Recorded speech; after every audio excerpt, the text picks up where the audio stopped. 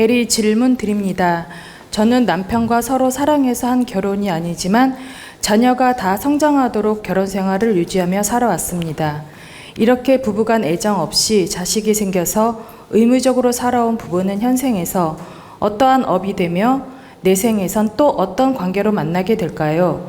또한 저희 부부가 살아가면서 어떤 노력을 해야 되는지 가르침 주시면 감사하겠습니다.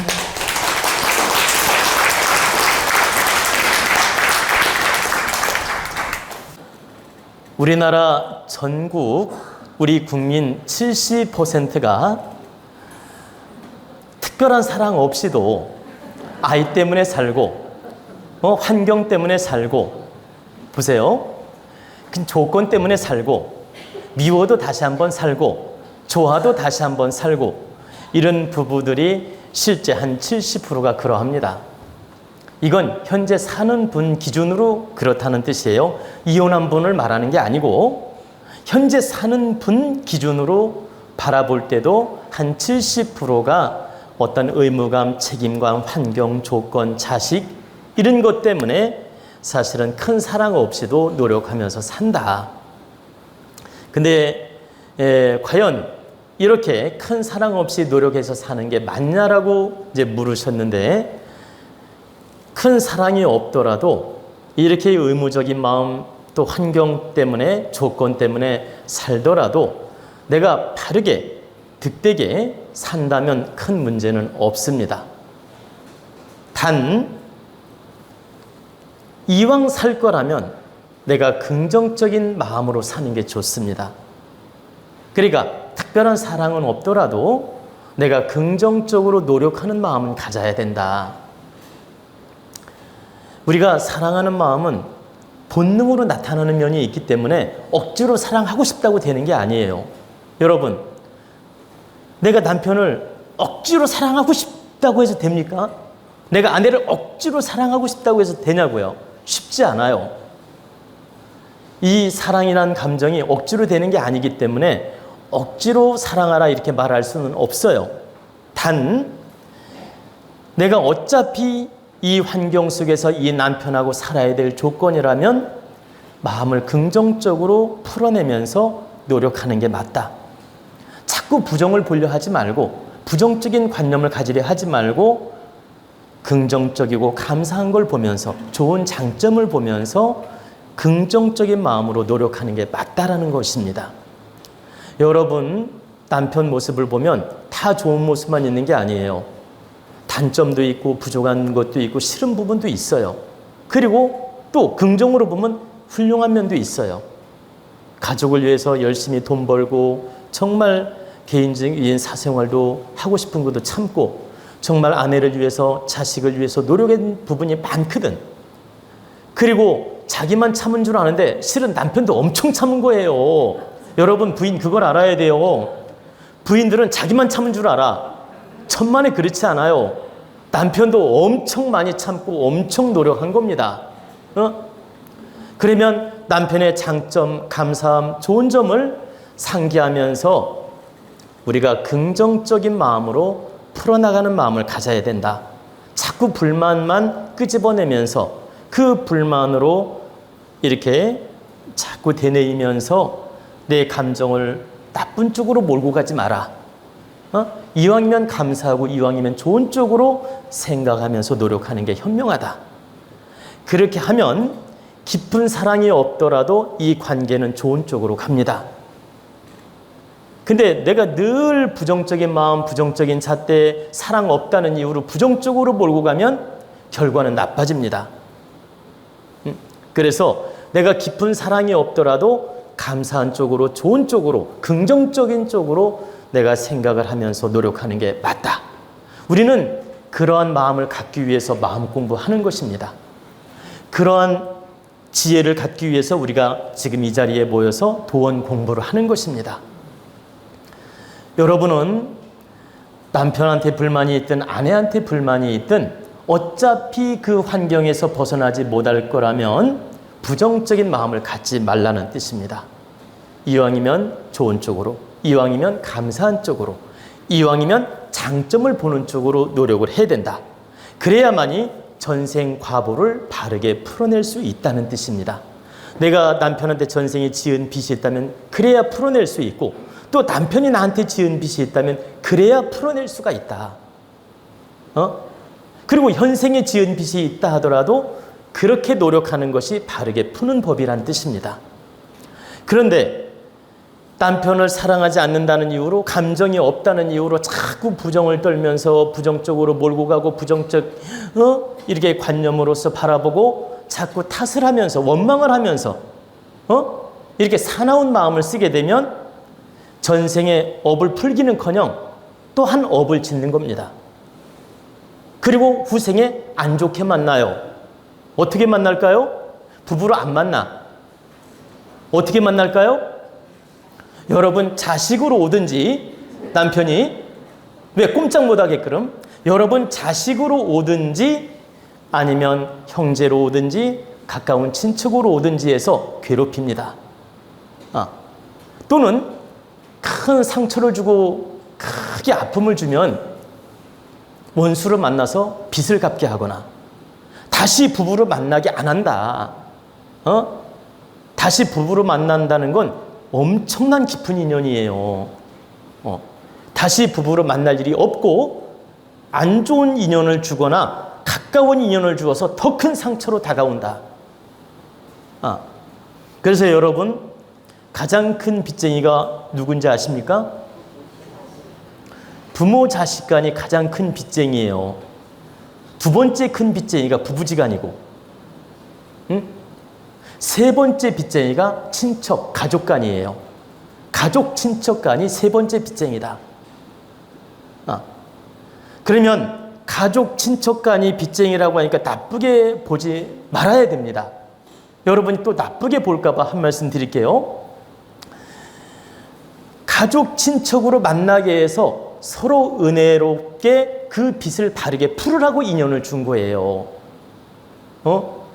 너희들의 모순과 문제점을 발견하고 인연을 끊을 수 없으니 긍정으로 잘 풀어서 빚을 갚으라. 남이면 끊어버리고 말잖아. 인연을 딱 끊고 포기하잖아요. 근데 가족은 쉽게 못 끊잖아. 그러니 이 가까운 인연을 주어서 전생의 빚을 갚고 그 어변을 풀게끔 도와준 것이기 때문에 이 친척으로 만난 걸 감사하게 여기고, 형제로 만난 걸 감사하게 여기고, 부부로 만난 걸 감사하게 여기고, 부모 자식으로 만난 걸 감사히 여기고, 그 빚을 바르게 풀고 갚는 마음을 가져야 된다는 뜻입니다. 이게 바른 것이지, 너 전생에 나랑 빚쟁이니까 너 자식으로 왔구나, 너 왼수구나, 이렇게 생각하면 안 되는 거예요. 자식으로 와주어서 감사하다. 바르게 빚을 갚게 해줘서 감사하다. 내가 너에게 전생에 지은 빚이 많았는데 자식의 인연으로 와주어서 감사하구나. 내가 현생의 빚을 다 갚고 가리라.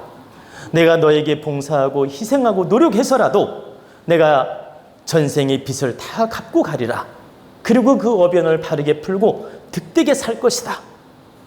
또 부부지간에 내가 이혼 안 할 거라면 이승에 만났으니 전생의 빚을 바르게 갚겠습니다. 바르게 풀겠습니다. 당신 사랑 안 하지만 내가 노력하겠습니다. 이렇게라도 해야 된다라는 거예요. 그리고 우리 인간의 감정은요, 부정으로 몰고 가면 계속 부정으로 가고, 긍정으로 몰고 가면 긍정으로 가집니다.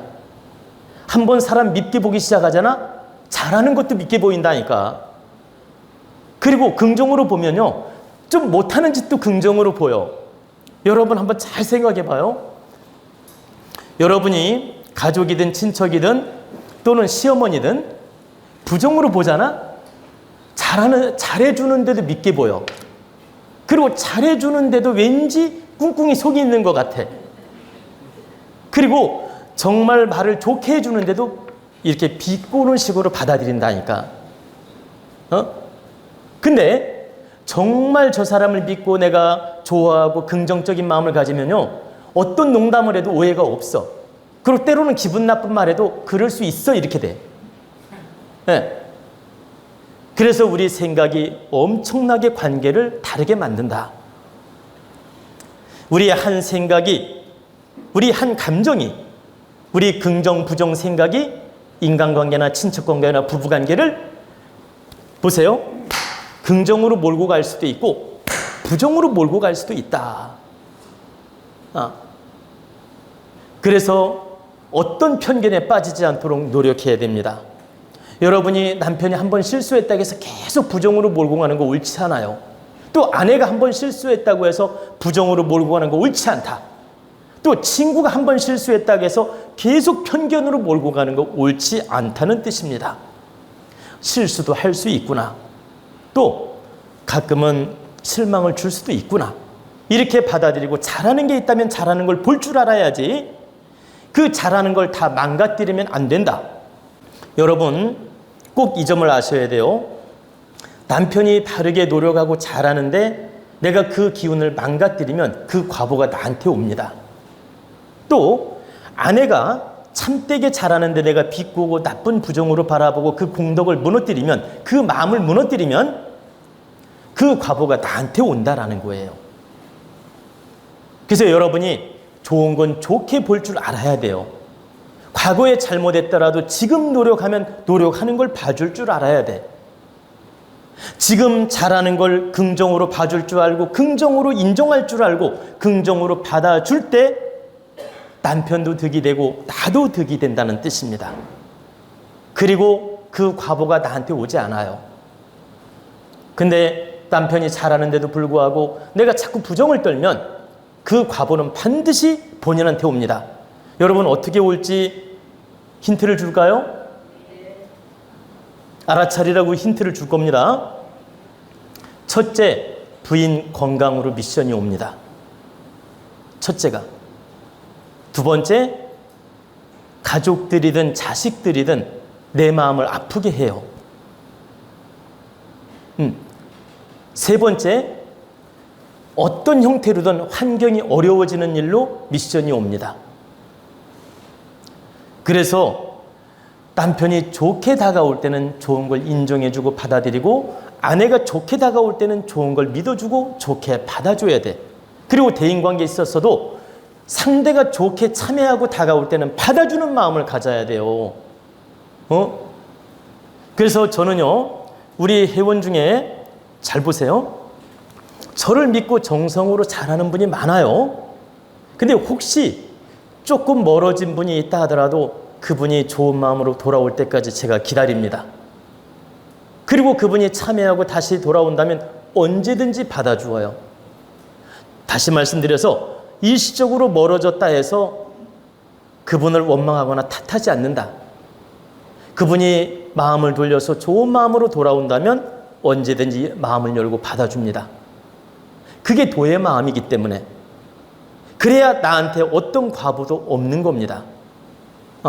그리고 혹여라도 여러분이 저를 사랑하고 좋아하고 스승님으로서 좋아하다가 어느 날 갑자기 변덕이 생겨서 좀 멀어지더라도 항상 그 이유와 뜻을 분명히 밝히고 좋게 예를 들어서 좀 쉰다든가 조금 멀어지는 이유를 말하면서 조금 쉬었다가 다시 오겠습니다 한다든가 충분히 대화로서 풀고 조금 쉰다든가 멀어지는 건 괜찮은데 이렇게 부정을 떨면서 나쁜 감정으로 멀어지고 뭐 전화도 안 받고 문자도 안 받고 씹어버리고 이렇게 불쾌한 태도를 보인다면 이건 매우 좋지 않은 행위예요. 그러면 어떻게 문제가 생기느냐? 저한테는 어떤 책임도 오지 않아요. 그렇게 못난 행을 한 사람한테 그 모든 과보가 갑니다. 또 윗사람, 스승한테 바르지 못한 행을 할 때는 그 과보가 10배로 커져요. 친구 간하고 하늘과 땅 차이야. 여러분이 꼭 그거 아셔야 돼요. 부모님한테 잘못할 때도 10배로 과보가 커지고 스승한테 잘못할 때도 10배로 과보가 커집니다. 친구 간에 좀 잘못한 건 차원이 달라. 친구 간에 좀 잘못한 건 과보가 보세요. 잘못했어도 2배밖에 안 따라. 그런데 부모님한테라든가 스승한테라든가 윗사람한테 한마디로 못되게 행을 하거나 바르게 행을 못하거나 어떤 불손하게 행동을 한다든가 자기 감정대로 막 유감을 사게 한다든가 못된 행을 하면 이 과보는 10배로 커진다. 그래서 가까이 다가올 때도 여러분 마음이고, 혹시나 내가 개인 사정이 있든 어떤 사정이 있어 좀 멀어질 때도 여러분의 마음이지만, 충분히 오해가 생기지 않고 감정이 생기지 않도록 충분히 설명하고, 멀어져도 괜찮고 가까이 와도 괜찮다.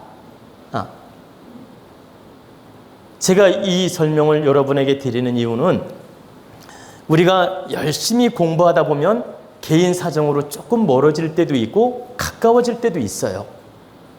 근데 조금 멀어진다고 해서 이렇게 부정을 떨거나 나쁜 마음을 가지면 이것은 절대 바르지도 않지만 득되는 일이 아니다.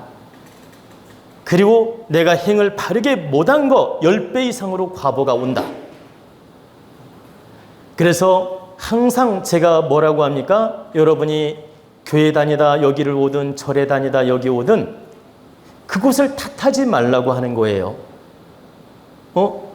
그곳에서 공부 잘하고 감사한 마음으로 왔습니다. 이렇게 생각을 하고, 그동안 공부 잘 시켜줘서 감사합니다. 그동안 인연을 주셔서 감사합니다.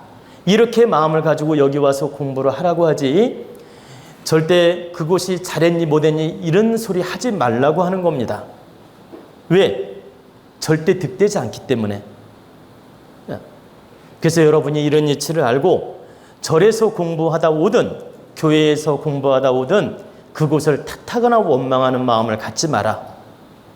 늘 올 때는 충분히 이해시키고 마음을 풀고 좋은 마음으로 와야 된다.